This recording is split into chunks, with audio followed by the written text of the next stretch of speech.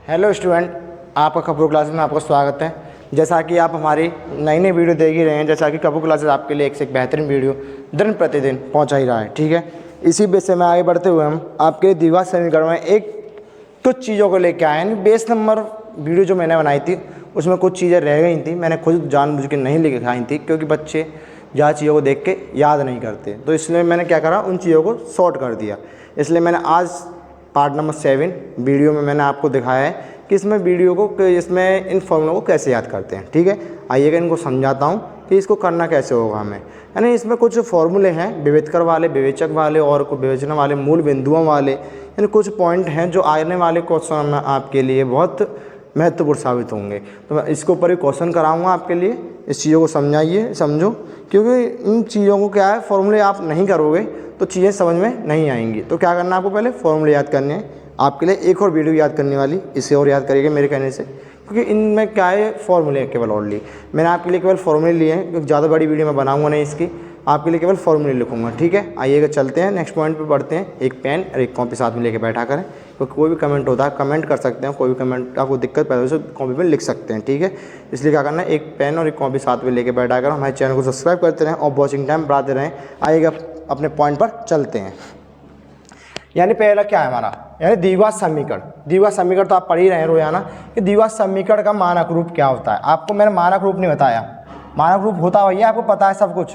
द्विघात समीकरण का मानक रूप क्या होता है हमारा, ax² प्लस के bx प्लस के c बराबर 0। ठीक है, ax² प्लस के bx प्लस के c बराबर 0। जहाँ क्या, जहाँ a बराबर तब a बराबर, जहाँ a नॉट इक्वल टू 0, यहाँ a बराबर 0 नहीं होना चाहिए। ठीक है, इसी प्रकार आगे वाला पॉइंट लेते हैं विवेचक। विवेचक को हम किससे नोट करते हैं, डी से। यानी किसी को मैंने एक नाम लेते हैं, आपका कोई नाम होगा तो उसको आपको एक कॉमन वर्ड से बुलाते होंगे या किसी वर्ड से बुलाते होंगे। आपका कई नाम होते हैं, कई सारे बच्चों गाँव में भी अलग, स्कूल में अलग, कहीं और अलग। तो इसी प्रकार विवेचक को हमने क्या माना, d²।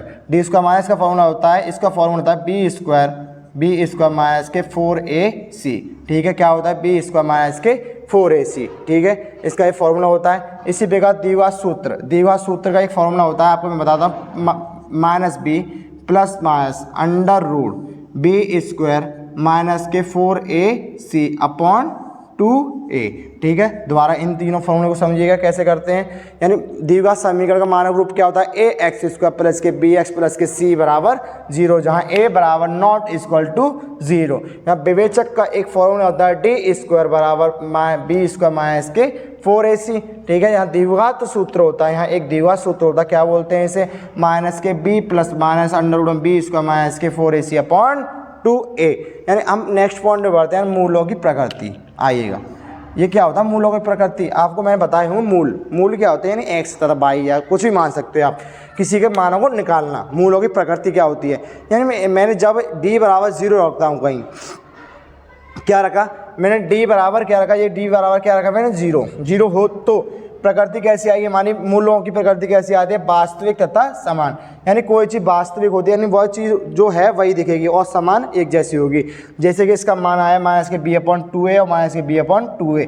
माइनस के b/2a मैंने इसको माना माइनस के b/2a, मैंने ऊपर रखा 0, इधर रखा 2 × 1, तो मैं इसका गुणा करूँगा 0/2, कितना हो जाएगा, 0 निकल के आएगा। इसी प्रकार मैं इसमें भी मान रखूँगा माइनस के b/2a बराबर कितना का 0 रखा, यहाँ 2 × 1, तो कितना निकल गया है, 0/2, यानी कितना निकल गया, 0।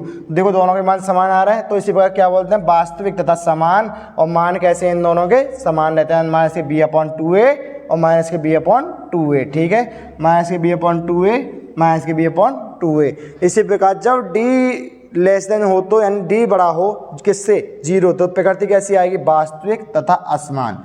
यानी कोई चीज़ बराबर होती है तो कुछ सारी चीज़ बराबर सही आती हैं, और कोई चीज़ छोटी कोई चीज़ बड़ी होगी तो क्या आएगी, असमान आएगी। यानी डी बड़ी है किससे, 0 से, तो प्रकृति कैसे आएगी, वास्तविक आएगी, तथा कैसी आएगी, असमान आएगी। कैसे आएगी, असमान आएगी। इस प्रकार इसका मान कैसा होता है प्रकृति, माइनस के b plus minus under root में d और 2a, अंडर रूट में d और 2a। d का मान क्या लिखवाया मैंने यहाँ पे, देखना d का मान क्या लिखवाया, यानी b² माइनस के 4ac। देखो वही चीज़ यहाँ पे अप्लाई हो रही है, जो चीज़ मैंने यहाँ लिखवाई है वही चीज़ कहाँ लग रही है, हमारी यहाँ लग रही है, समझे। इसी प्रकार प्रकृति कैसी है, वास्तविक तथा असमान, और मान कैसा आ गया, माइनस के b/ plus minus under root में d/2 2a। जो भी बच्चा 10th पास अच्छे तरीके से करना चाहता है वो इस वीडियो को जरूर देखा करे, क्योंकि वीडियो में आप 9th में हो तब भी देख सकते हो और 10th में हो तब भी देख सकते हो, क्योंकि इन वीडियो में क्या है फॉर्मूले हैं। फॉर्मूले आपको अभी से याद हो जाएंगे तो अच्छी बात है, और नहीं याद होंगे तो फिर तो कुछ हो नहीं सकता तुम्हारा, क्योंकि फॉर्मूले याद करना बहुत इंपॉर्टेंट है आपके लिए, ठीक है। तो क्वेश्चन आपके सारे फॉर्मूले से बने आ रहे हैं। नेक्स्ट पॉइंट पर चलते हैं। नेक्स्ट पॉइंट, तब डी छोटा हो किससे, 0 से, 0 से छोटा होता है तो क्या करते हैं, प्रकृति कैसी रहती है, वास्तविक नहीं रहती। यानी कोई चीज़ में नंबर लिखा, मैंने कोई अच्छे व्यक्ति को रखा है, मैंने कोई एक बड़ा व्यक्ति रखा या छोटा व्यक्ति रखा, मैं छोटे व्यक्ति को बड़ा मान दिया, बड़े व्यक्ति को छोटा बना दिया, तो गलत बात है ना, प्रकृति कैसी होगी, वास्तविक नहीं होगी। गलत बात है ना, वास्तविक नहीं होगी, यानी इम्पॉसिबल होगी। और मान कैसा रहेगा इसका, वास्तविक मान भी नहीं रहेगा। यानी मैं छोटे को बड़ा कह दिया, बड़े को छोटा कह दिया, तो क्या होगा, मान इसका असमान रहेगा, यानी वास्तविक नहीं है और वास्तविक मान नहीं है। दोबारा समझते हैं इसको, आइए मूल बिंदुओं को। मूलों की प्रकृति क्या है, यानी मूलों की प्रकृति जब डी बराबर 0, यानी कोई चीज़ दोनों चीज़ बराबर होती है तो प्रकृति कैसी होती है, आप जानते हो कोई चीज़ बराबर है तो प्रकृति कैसी आएगी, वास्तविक आएगी और समान आएगी। जैसे मान आए माइनस के b/2 है, माइनस के b/2 है, ठीक है।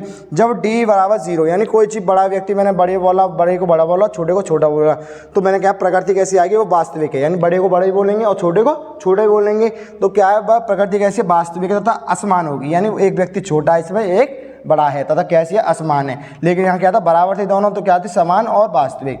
इसी प्रकार इसका मान होता है माइनस के b plus minus √d/2a, √d/2a, ठीक है। इसी प्रकार जब d छोटा है किससे, 0 से, मैंने बड़े को छोटा, छोटे को बड़ा हो, तो मैं ये एग्जांपल मानता हूँ, छोटे को बड़ा मानना हो, बड़े को छोटा मानना हो, तो प्रकृति कैसी होगी, वास्तविक नहीं होगी। यानी मैंने गलत मानना हो ना, बड़े को बड़ा मानना चाहिए और छोटे को छोटा मानना चाहिए, क्योंकि वास्तविक कैसे, या क्या प्रकृति कैसी होगी, वास्तविक नहीं है। और मान भी कैसा आएगा, वास्तविक मान नहीं आएगा। आपके लिए मैंने इतने 4-5 फॉर्मूले लिखा है, इन फॉर्मूलों को अच्छी तरीके से याद करिएगा, क्योंकि इन फॉर्मूले का आने वाले वीडियो में, आने वाले पार्टों में आपके लिए बहुत इंपॉर्टेंट है। हर बच्चा, कोई भी दिक्कत रहती है इसमें, आप पूछ सकते हैं, आपको कोई फुल छूट है, क्योंकि आप जानते हैं कि आप हमसे नहीं पूछेंगे तो किससे पूछेंगे। तो अब क्या करना है, इनको हर वीडियो को ध्यानपूर्वक अच्छे तरीके से याद करना है, क्योंकि इन वीडियो में क्या करना है, आपको ये वाले मान जो है 1-2 बार नहीं 3-3 बार याद करने पड़ेंगे, तब आपको कहीं जाके याद होंगे। मैंने जैसे एग्जाम्पल बताया आपको, बड़ा छोटा, उस एग्जाम्पल से आप याद करिए, क्योंकि इन चीज़ों को रटना कोई फ़ायदेमंद नहीं है। इन चीज़ों को केवल किससे, ट्रिक से याद कर सकते हैं। किससे, ट्रिक से। क्या करना है आपको, ट्रिक से याद करना है, क्योंकि इन चीज़ों में क्या करना है आपको, इन चीज़ों से आपके आने वाले क्वेश्चन जो मैं कराऊंगा, अंडर रूट में भी क्वेश्चन है उन्हें भी कराऊंगा, समझिएगा क्वेश्चनों को, तो वो क्वेश्चन कैसे होंगे हमारे, बहुत अच्छे तरीके से होंगे। इसलिए क्या करना है आपको, फॉर्मूले याद करने। मेरी आपसे यही रिक्वेस्ट है, केवल आप फॉर्मूले याद करें। आज की वीडियो में केवल 5 मिनट इन फॉर्मूले को केवल देख लें, मैं ज़्यादा नहीं बोल रहा, केवल सुन ही लें, इतना कर लें बस, कुछ नहीं करें।